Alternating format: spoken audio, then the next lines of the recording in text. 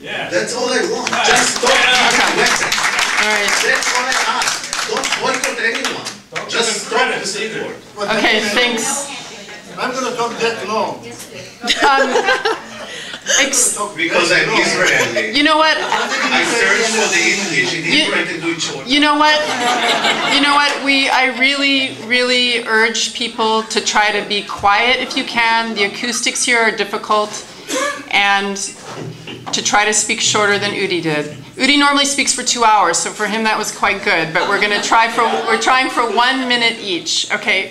If there's anyone else that's near the mic, we'll go to you. Do I have to stand in line or not? You do not, but I am not necessarily going to call on you first just because you're sitting there, sir. You will be called on. I see your hand. Yes. Yeah, there's a lot of talk here about, this fear that Jews have to get over. And I don't quite understand it. I mean, I view the Holocaust as something that was caused by dynamics primarily in the Western capitalist world. I view the Holocaust primarily as being rooted in the dynamics of capitalism in the Western world. Okay, yeah, but that's, but at the same time, we're talking about anti-Zionist politics. Give me a sign.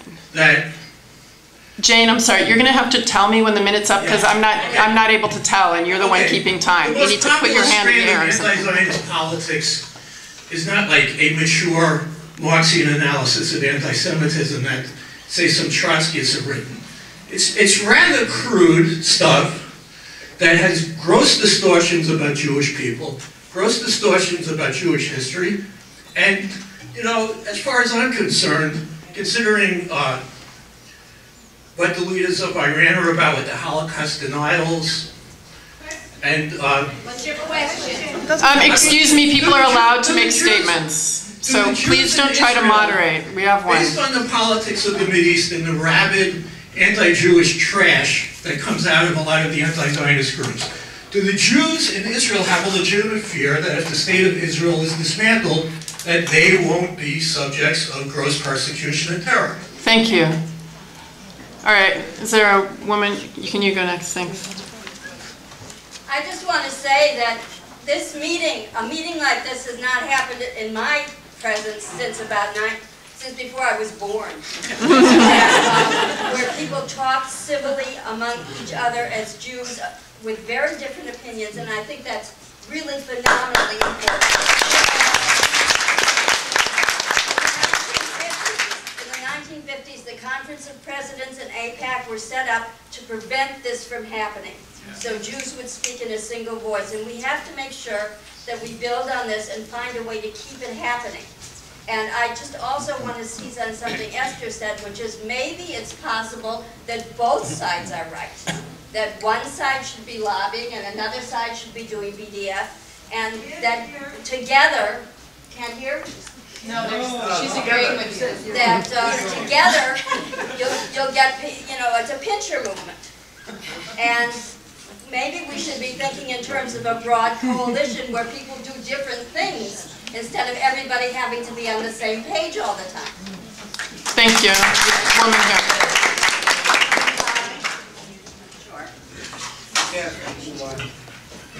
One of the reasons it's very difficult to simply go based on polls is because polls really indicate where people are at the moment. It's a pulse of the time, but not what caused it.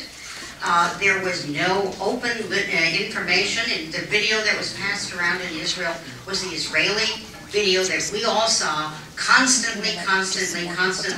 Disinformation was passed around. How can the population have open views on what it's all really about and how they should perceive the situation if they have managed news and disinformation in their managed media? The one in the black t-shirt in the back? Or buttons or whatever? Yes. Yeah. Yes. Shout it out. I have a question for the people that oppose BDS and say that It's not a correct tool to use to try to end the Israeli occupation. The so-called peace process has been going on since 1991, and we are in now 2010. So that's about 20 years of negotiations between the Palestinian Authority and Israel.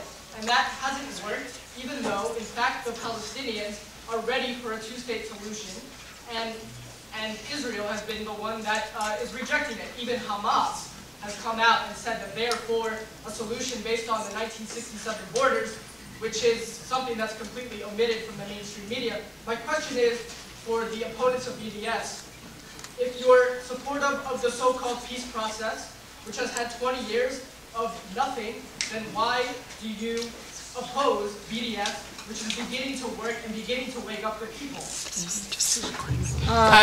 I don't, as I think I made clear, I don't oppose any kind of boycott, divestment, or sanction.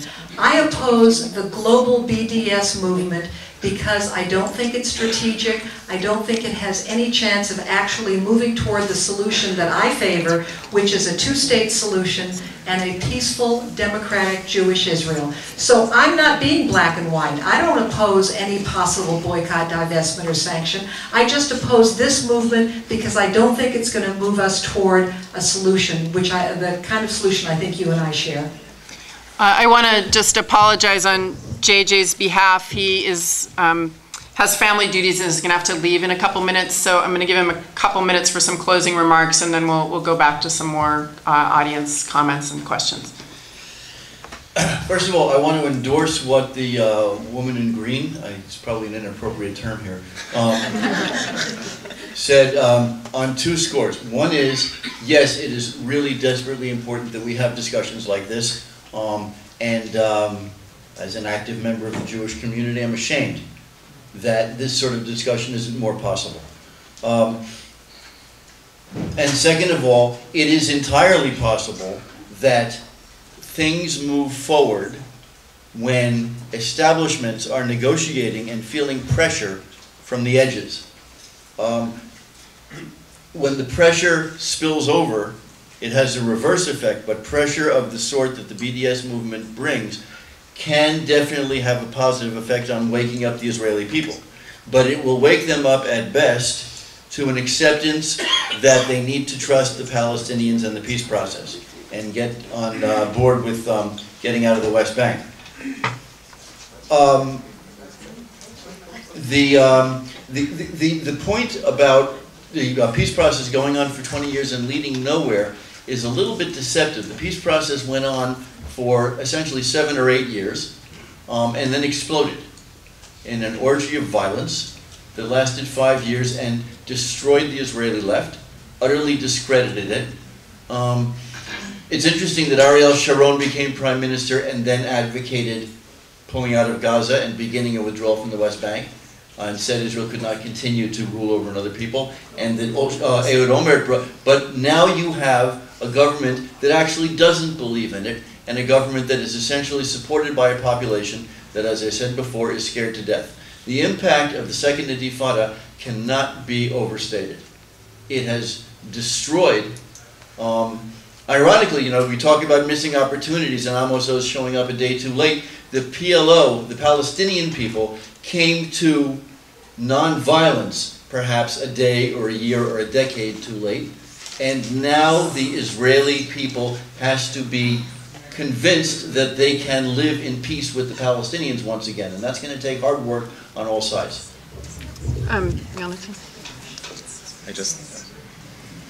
I won't refer to any question. I just know, JJ, that you have to go, and just if it's okay, I'll just ask you a question.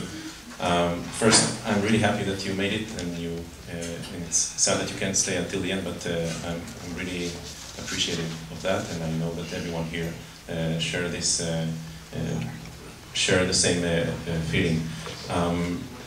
My question is, if in the next operation that Israel is planning or not planning or is going to do in this summer or in the next few months, the Israeli army will kill not 1,400 like in the last attack on Gaza, but let's say 14,100 Palestinians. And we all know that most of the people that were killed were civilians, and hundreds